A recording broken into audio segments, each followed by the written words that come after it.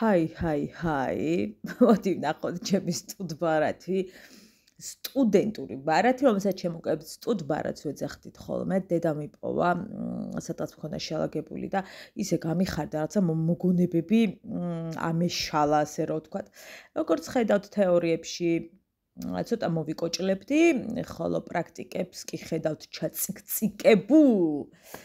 ხო და ცამდე ბედნიერი ვარ, ჩემს განსაკუთრებით ცეკვის და ოსტატობის ფრიადებს რო ვხედავ ხოლმე, ძალიან მიხარია. აქვე დილის ყავაც. ეს კი უკვე წლებია, რაც ინახება ჩვენს ოჯახში, დედა მაჩუკა რომ მიდიოდა დაახლოებით იმ პერიოდებში, თუ იქიდან აი არ მახსოვს რა, უბრალოდ მახსოვს, რომ ძალიან დიდი ხანია, რაც მაქვს ალბათ 15-16 წელი, აი არ ვიცი. ეს საყურე და ძალიან მიყვარს. შემდეგი არის აი ეს ნამდვილად ვერცხლია, ის არ იყო ვერცხლი, თუმცა ძალიან ძვირფასია ჩემთვის, ვერცხლია და აუცილებლად დაამშვენებს ჩემს ყურს. არასდროს არ მკეთებია. ეს კი გახლავთ ჩემი საფულე, რომელიც 16 წელზე მეტი არაც მაქვს, ჩემ ძმამ ჩამომიტანა ამსტერდამიდან. და აი არ ვიცი, იმდენი წელი დამქონდა, იმდენი ვერც აგიხსნით და შემდეგ უკვე რაც მოგონებების ყუთში გადაინაცვლა, შეილახა და ასე შემდეგ. ეს კი გახლავთ საათი, რომელიც არ მახსოვს საფრანგეთიდან ჩამომიტანა ჩემ ძმამ თუ ვენეციიდან, ზუსტად არ მახსოვს, მოკლედ ვერ გეტყვით, მაგრამ ჩემთვის არის ძალიან ძვირფასი და მთელი სტუდენტობა, ასე ვთქვათ, მეკეთა და ძალიან მიხარდა და ამაყი ვიყავი, რომ ჩემ ძმამ ჩამომიტანა. აი ეს კი გახლავთ ძოწის ყელსაბამი, რომელიც ჩემი ოჯახისთვის არის ძალიან ძვირფასი, ჩემთვის, დედასთვის. ეს არის დედას საჩუქარი. ეს ყელსაბამი, რომელიც მზეზე არის ულამაზესი და დაამშვენებს ჩემს გულს. არასდროს არ მკეთებია, მაგრამ ახლა ძალიან ხშირად გავიკეთებ, ძალიან მიყვარს. გიჟდები ისე მიყვარს და ჩემთვის არის ძალიან ძვირფასი საჩუქარი. ხო და მადლობა დედა. ხოლო ეს გახლავთ სამაჯური, რომელიც დედამ ჩამოიტანა ჩეხოსლოვაკიიდან, თუ არ ვცდები, კი, ჩეხოსლოვაკიიდან და ნახეთ უბრალოდ რა ფერებია და რა ლამაზია. ულამაზესია ხალხო, აი ესეთი ლამაზი ფერებია, რომ გიჟდები. ეს აი არ ვიცი, იმდენი წელია მართლა გვაქვს, რომ ალბათ მალე ანტიკვარებში გადაინაცვლეს. იმდენი წელია, რაც ჩვენს ოჯახში ინახება და კიდევ მრავალი წელი დაიდებს ბინას. ეს ულამაზესი. ამას კი ნამდვილად ჩავაცუნცულებ დიდი ალბათობით, და ძალიან მიყვარს და ძალიან მომწონს. ხო და ეს მერხიორი გახლავთ, დაახლოებით 6 თუ 5 ჭიქა მოყვება, ზუსტად არ ვიცი. ხო, დაახლოებით მაგდენი და ძალიან მიყვარს.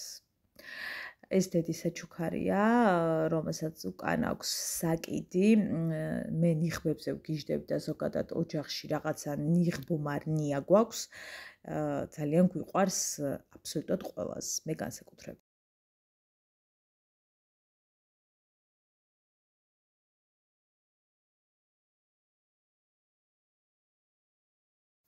მისი უმაღლესობა გუფთა, რომელიც მოვამზადე, აი რო ვამზადებდი და ვეღარ მოვასწარი თქვენთვის, ვენახებინა ეს გახლავთ. აი გემოსაც კი ვგრძნობ, იმდენად არ წოდებული ვარ, რომ ძალიან კარგია, მაგრამ რა თქმა უნდა არ გამისინჯავს. ეს კი უკვე ჩემი სადილი, მოხარშული კარტოფილი, ტუნა და ჭადი. აქ არ ჩანს, მაგრამ შემდეგ კიდე ცოტა დავიმატე კარტოფილი და ცოტა ყველი და ცოტა ჭადი ზედ დავაყოლ. მამას უნდა გუშინ და გამოვაცხა, საკმაოდ დიდებია, იმიტომ რომ დამეზარა ეს პატარ-პატარას კეთება, ძალიან დამეზარა, ამიტომ დიდები გამოვაცხეთ. ხო, მარილი აუცილებლად აქვე საწებელიც დავამატოთ. ჰაი, მაღლა მოვედი, აი როგორც ხედავთ, აქ სამოსია, უნდა გადავარჩიოთ რაღაცეები. ხო და თან ცოტა წაგეჭორავებით, თან სარეცხი უნდა დავფინო, თან ხინკალი უნდა გავაკეთო, საქონლის ხორცის ხინკალს ვაკეთებ, მხოლოდ საქონლის ხორცია, იმიტომ რომ უფრო დაბალი კალორია აქვს, ვიდრე როცა ღორიც ურევია, რა თქმა უნდა. ხო დამოკიდებული ბევრი საქმე მაქვს და თან ცოტა შიგადაშიგ ვიჭორავთ რაღაცებზე. ძალიან მინდა ერთი პატარა თემა განვიხილო, რაღაცა შემხვდა TikTok-ზე. აი საკუთარ თავთან დაკავშირებით რაღაცებს განიხილავ და გოგონა და ადრეც მithქვამს მე რაღაც ამ დაგვარ თემაზე მისაუბრია, ფჩხილი მომწყდა, მაგრამ მინდა რომ აი ახლაც რაღაცა თემა განვიხილო, მოთუნდი დავჭდეთ. მაპატიეთ და მირეკეთ რაღაცა ვეღარ მოვაბითავბოლო რომ დამჯდარიყავი. მოკლედ, აი მესენი რატომ მიჭირავს ხელში ერთი წუთით ხალხო? ჩემ ცხოვრებაში იყო პერიოდი, ახლაც არის, მაგრამ შედარებით თობას თუ გადავხედავთ, შედარებით აღარ არის მთლად მასზე. იყო რა, სულ ვფიქრობდი ხოლმე სხვა ადამიანებზე, აი მუდმივად და ყველაზე ნაკლებ დროს ვუთმობდი საკუთარ თავს, საკუთარ თავის ემოციებს და რაღაცებს. რაც მე ძალიან მაგდებდა ხოლმე რაღაცნაირ სტრესში რა, აი სულ თვითონ ვიყავი ხოლმე სტრესში, რომ ყველაზე ვფიქრობდი, ყველაზე ვნერვიულობდი, ყველაზე ის მქონდა რომ ამას არ ეწყინოს, ვაიმე ესე, ვაიმე ასე რომ გამომხედა ხო არ ეწყინა და სულ ვიყავი, ასე ვთქვათ, განცდებში, რაც ძალიან მაგიზიანებდა იქ განსაკუთრებით. უკვე როცა ძალიან გავაანალიზე, რომ ამით საკუთარ თავს ვავნებდი და ხელში იყო ამოსული ეს ყველაფერი, აი იმ მომენტიდან განსაკუთრებით უკვე დამეწყო ის, რომ საკუთარ თავთან დავიწყე პროტესტები, რომ აი ანუ ყელში ამომივიდა რა, ის სულ მუდმივად, ის რომ სხვები და საკუთარი თავი აი სადღაც ყოლა მიგდებული და რა ვიცი თუ იმე გაახარებდა რა, ესე ვიყავი რა. მივხვდით იმაზე რომ ახლაც ბოლომდე არ მაქვს დაძლეული და რაღაცებს ახლაც ვითვალისწინებ და მგონია რომ ეს ნორმაც არის პრინციპში. რომ ადამიანების მიმართ მაქვს ეს განცდები, რომ ვიღაცას არ ვაწყენინო თუ არ ვატკინო თუ რაღაცა, ეს უნდა გქონდეს ადამიანს, მაგრამ მე მქონდა გადაჭარბებული დოზით. და მე იყო ხოლმე მომენტი, რომ საპასუხოდ თითქოს ვერ ვიღებდი, აი ამ ყველაფერს ვერ ვიღებდი რა, რასაც მე გავცემდი ჩემი რაღაცებით. ვერ ვიღებდი საპასუხო ემოციებს, საპასუხო რაღაცებს, რაც მე აი ძალიან მაგიზიანებდა ხოლმე, რომ კაცო მე თქვათ ამ ადამიანისთვის ამას ვაკეთებ, ამას და რატომ არ აქვს თქვათ იმის ნახევარი რაღაცა ჩემს მიმართ, ანუ მე რატო, სულ მე რატო. ახლა მაქვს ის ეტაპი, როცა რაღაცები უფრო გავფილტრე. ადრე უფრო ალბათ მეცალა ბევრი ფიქრისათვის. ახლა უკვე ოჯახი მყავს, მარიამი მყავს და ჩემი ტვინი ცოტა დაკავებულია კიდე სხვა რაღაცეებით და ისე ვეღარა ვარ გადართული მაგ ყველაფრით. ანუ ჩემი გონება იმდენად არის მარიამით დაკავებული, რომ ბევრ რაღაცებს ანუ ესე გულთან აღარ მიმაქვს ბევრი რაღაცები რა. უკვე ორიენტირებული ვარ სხვა რაღაცეებზე, სხვა ემოციები მაქვს და გადავწყვიტე, რომ მოდი ჩემს ემოციებში ვიყო, მოდი ჩემს რაღაცეებში ვიყო, ჩემს ბედნიერებებში, ჩემს წუხილში თუ რაში ვიყო. ვცე ადამიანებს პატივი, მაგრამ არ გადავამეტო, არ გადავამლაშო. და არ ვიფიქრო სულ იმარატო შემოხედეს რამე ხუზე დაწყენი ხარ თუ ანუ აი ეს ამ ყველაფერს მოიხსენებენ ხოლმე კარგი გოგოს სინდრომი, ანუ აი კარგი გოგოს სინდრომი. ეს კი არ არის რომ აი შენ თავსოვნები რომ აი მე კარგი გოგო ვარ თუ რაც არა, უბრალოდ იმდენად არ გინდა რომ ცუდი იყო და მიუღებელი იყო ადამიანებისათვის, რომ მე იმდენად ის ხარ რომ საკუთარ თავში აი სადღაც იბოჭები და მარტო საკუთარ რაღაცებზე ხარ ორიენტირებული, რომ იმას მიეჭაჭო, ანუ შენ ცხოვრება აღარ გაქვს ნაწილობრივ რა. ეს რქა რა არის ამ ხელა. რაც ძალიან სტრესული იყო კი არა, აი რა ვიცი, ძალიან სტრესული იყო, რომ სულ წინდა ხოლმე მე ადამიანების, რომ ვერ ვიღებდი რა, იმ გაცემულის ნახევარსაც ვერ ვიღებდი. აქ ემოციურ კუთხეზე და სხვა რაღაცეებზე, აქ ფინანსურ კუთხეს თემაზე არ არის რა თქმა უნდა საუბარი. და სულ ვიღაცებზე ნერვიულობდი, სულ რაღაცა და მე ბევრი რამე ბოდიში და დავიკიდე. ანუ გადავწყვიტე, რომ ყველაზე აღარ უნდა მენერვიულა, იმიტომ რომ ყელში ამომივიდა. გადავწყვიტე, რომ ყველას ემოციებზე არ უნდა მეფიქრა, იმიტომ რომ მეც მაქვს ჩემი ემოციები და სტატუსი მქონდა როგორი, იცით, რომ ემოციურია კაცო გვანცა და აი ხო რა, ემოციურია.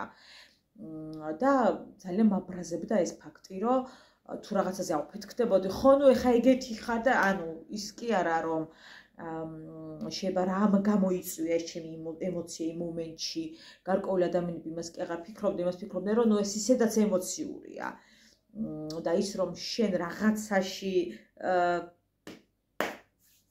ვერ და ამან გამოიწვია ჩემი რაღაცა განცდა ტკივილი თუ ცრემლი, ამას აღარ იმაშვებოდნენ ადამიანები რა, იყვნენ და იყო ესეთი მომენტები. ეს ადამიანები მე ახლაც მიყვარს, ახლაც ზედუყვები, მაგრამ აი ეს რაღაც არ ქონდათ. თითქოს იალიყი მქონდა, რომ მე მაინც ემოციური ვიყავი, ამის რა ძალიან ცუდად ჩანს და ხო, მე ემოციური ვარ. ახლა უფრო მეტად დავასტაბილურე მარიამი რაც მოვიდა ჩემს ცხოვრებაში. რაღაცები ცოტა გამოვიმუშავე, რომ თლად გაგიჟებულ მდგომარეობაში არ ყოფილიყავი ანუ საბოლოო ჯამში რა, იმიტომ რომ ყველაფერზე ძალიან ნერვიულობდი, აი ყველა დეტალი ჩემს ცხოვრებაში იყო ძალიან სანერვიულო, ძალიან ემოციური და ნელ-ნელა რაც გავაკეთე საკუთარი თავისთვის იყო ის, რომ ცოტა ჩემი ემოციური დონე დავწიე შედარებით და მადლობა ღმერთს, რომ ეს მე შევძელი საკუთარ თავთან ძალიან ბევრი ჭიდილის მერე, რაღაც გამოცდილების მერე ეს ყველაფერი ცოტა დავწიე. თუმცა მე ახლაც მაქვს ეს ყველაფერი, ახლაც მაქვს კარგად, საკმაოდ დიდი დოზით მაქვს.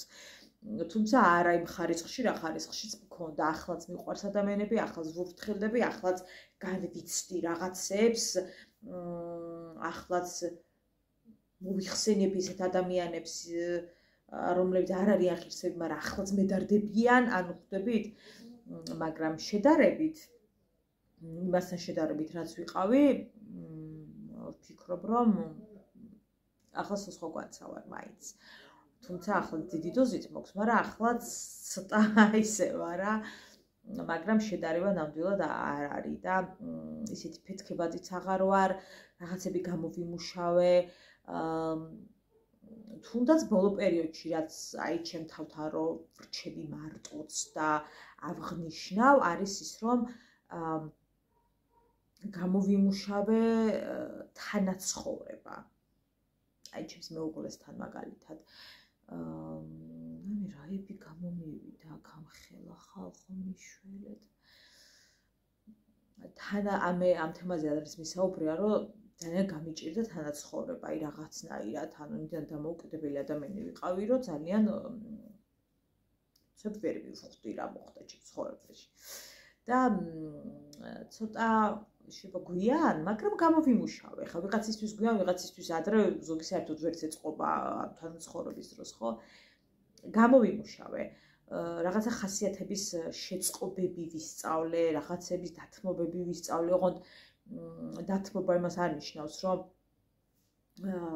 ყველაფერი ხდება შენ ირგვლივ და შენ მაინც რაღაცა შენთვის ხარ და დავთმობი, არა, მაგ დათმობაზე არ არის საუბარი და ასეთი რაღაცები არ უნდა დავთმოთ ზოგადად ქალებმა. არის რაღაცები, რაც არ უნდა დავთმოთ და ეს ძალიან კარგად მოხდა გათავისებული და ჩემ მეუღლისთვისაც მithქვამს, არის რაღაცები, რის დათმობაც მოთმენაც ჩემგან არ იქნება. შეიძლება რაღაცა ერთი ნაბიჯით დავითლე და დავაკვირდე რაღაცა მომენტს, მაგრამ არ. და ეს რო იტყვა ხოლმე რომ რას ვერ აპატიებ ღალატს, ანუ მარტო აი რატო განიხილავენ ხოლმე რომ აი ღალატს ვერ აპატიებენ ადამიანებს, ხო ღალატის მიღმა ძალიან ბევრი რამეა, რასაც ვერ აპატიებ კი არა, უბრალოდ ამოგივა ყელში რაღაცები, აი მაგალითად როცა სხვადასხვა ხასიათის ადამიანები ხართ და ზოგადად ხო ყველა ჩვენი ხასიათი გვაქვს, მაგრამ როცა ანუ არადარდგება ურთიერთობა, იმიტომ რომ სხვადასხვა რელსებზე დგახარ და ვერ დადეგით დაახლოებით ასე მაინც, ასე თუ ვერ ყველა ჩვენი რელსი გვაქვს და ასე მაინც ვერ ვდგებით ხოლმე, ხო, რაღაცა ცოტა ისე ვართ. მე ესე ხდება რა და დაიშალოთ მე რაღაცები ყელში ამოდის მე და უკვე შეუძლებელია. ანუ ეს იმას შეიძლება მარტო ხალატი არ არის, რასაც რის გამოც ოჯახით აგენგრეს ხო ადამიანს. ძალიან ბევრი ისევე როგორც თუნდაც არ ვიცი ხა მე ქმარი ცემდეს ეს არის ის რომ რა ვიცი ამ შემთხვევაში ღალატი უფრო პატიო. ანუ ეგ არის რაღაც გაუგებარი რაღაც. რისი პატიებაც კი არა, რა ის პატიება. მე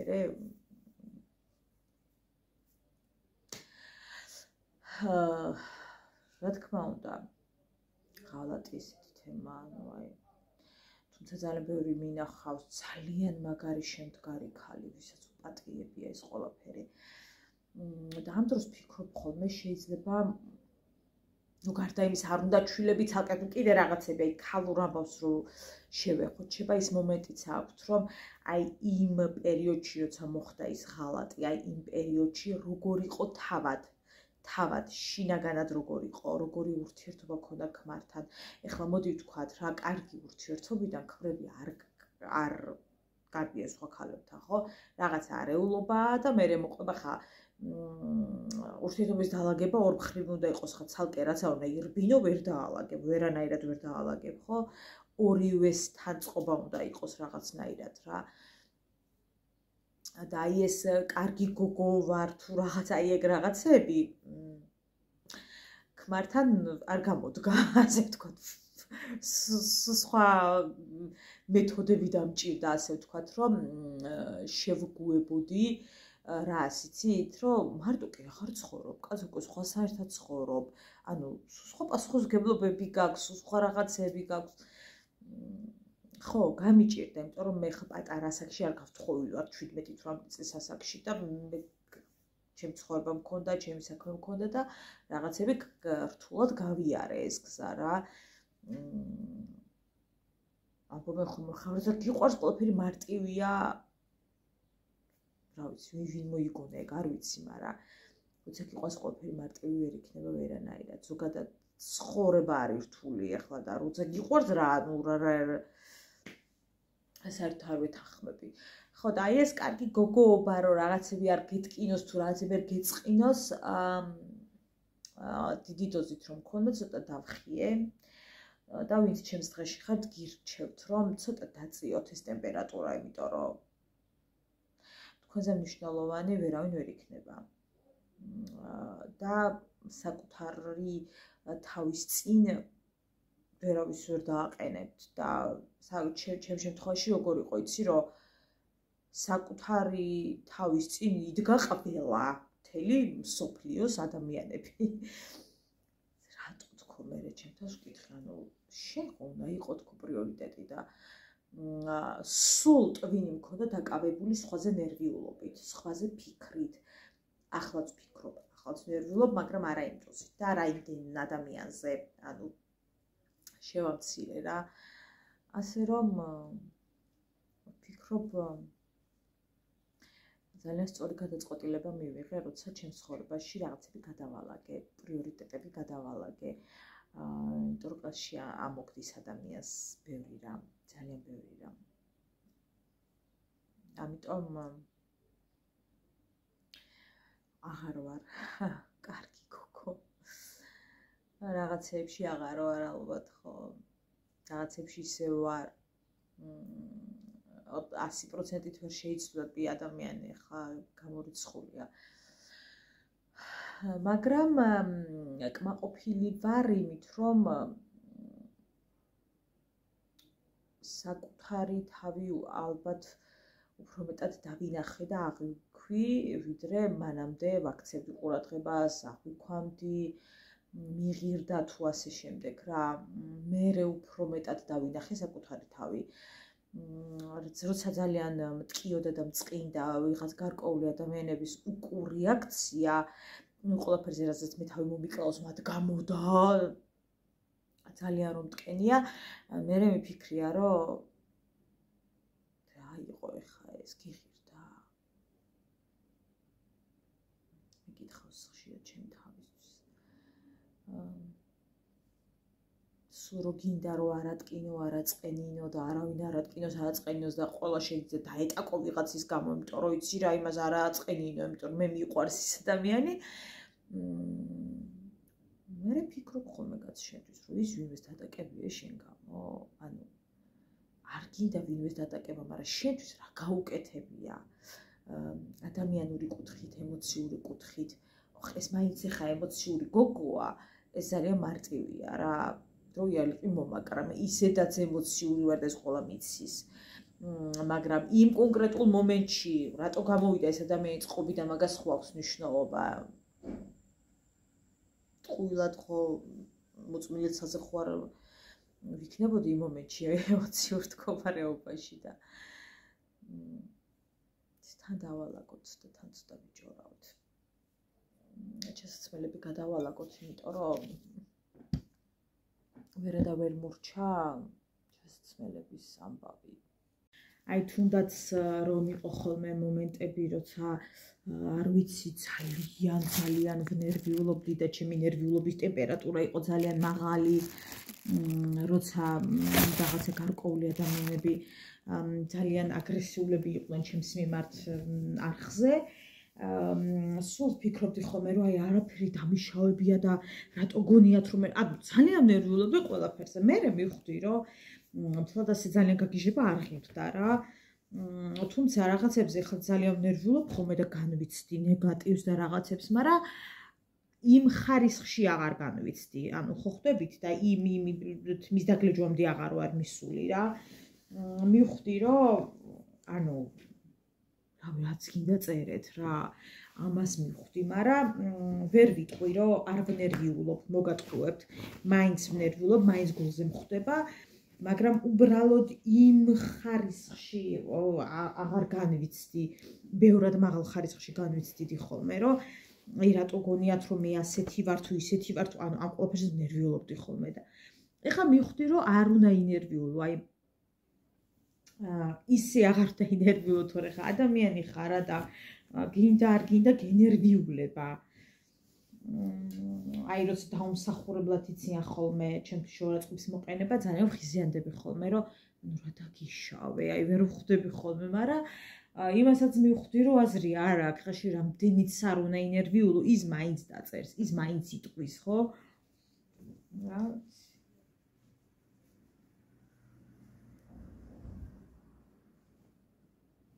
დასანანი არის, რა თქმა უნდა, მაგრამ ახლა ვერ ვიტყვი, რომ ვაიმე და უი და რაღაც ადრე როგორც ვიყავი, ანუ ისე აღარ ვარ ამის თქვა მინდა. მაგრამ რთულია, ეს განცდები არის ძალიან რთული, მაგრამ ამას ჩვენ ვერ შევცვლით.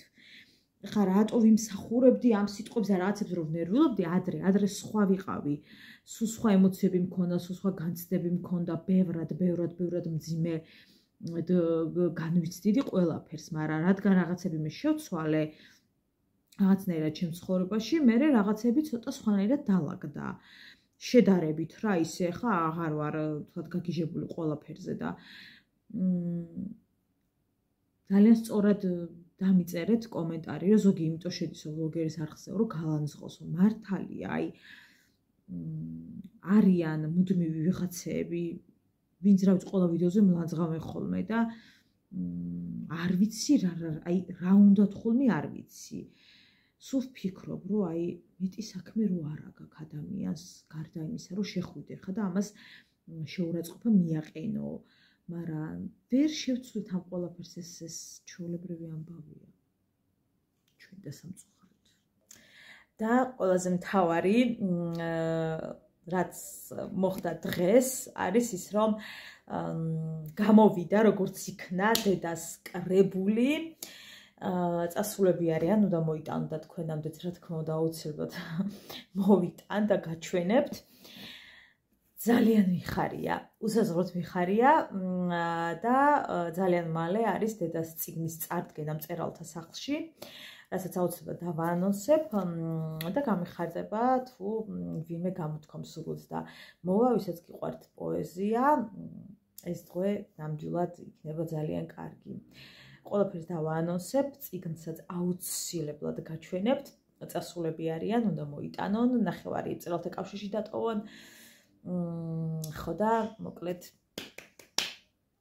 ვულოცავ დედას იმაზე მეტი გამართლება, იმაზე მეტი სიყვარული, იმაზე მეტი დედობა, რაც დედა არის ჩემთვის, მე არ ვიცი. იმის ნახევარს თუ შევძლებ, მე ჩემს მარიკოსთან, ესე იგი ყველაფერი გამომივიდა დროებით. გამოვიყვანოთ მარიკო ბაღიდან და მიუტანოთ თავისი უპიზი. ჯერაო ფენჩანჩხელი არ დამრჩესო და დღეს წავიდა ფეხსაცმლით, ფანქრებით და კაბით. უზარმაზარი ჩანთით და ეხა იმას რა წამოათროს თქვენ ეგიგითხეთ. გასკდა ტირილით ზაკო რატო არ მოვიდაო. დავურეკეთ და ეხა სახლიდან მოდის ზაკო და უნდა შეგხვდეს გზაში, ხოდე? რამე შველება რო წავადე და ჩემი არ ვიცი. ასე დამსვა ჩემაშვილა მგონი 1.5 საათი. ესე ასხმულ, აკაზმულ, შეკაზმულ და პრიკოლკებული. არ ვიცი ხალხო, კაფეში, 2 ყავაში გადავიხადე 23 ლარი.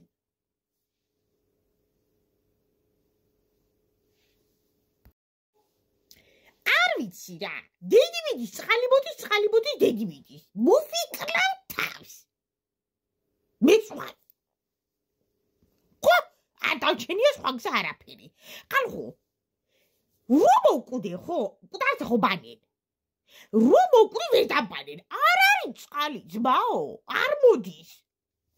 მაგას ველო თუ ახლა, როდის მოვაწყელო მაშინ მოვკვდე. იქნება დღეს მინდა რომ მოვკვდე ხო, ღმერთო მაღლო ჯვარი მწერია, მაგრამ ისე. უი დედა. ეს ხალხო. მადლობა რომ მიყურეთ.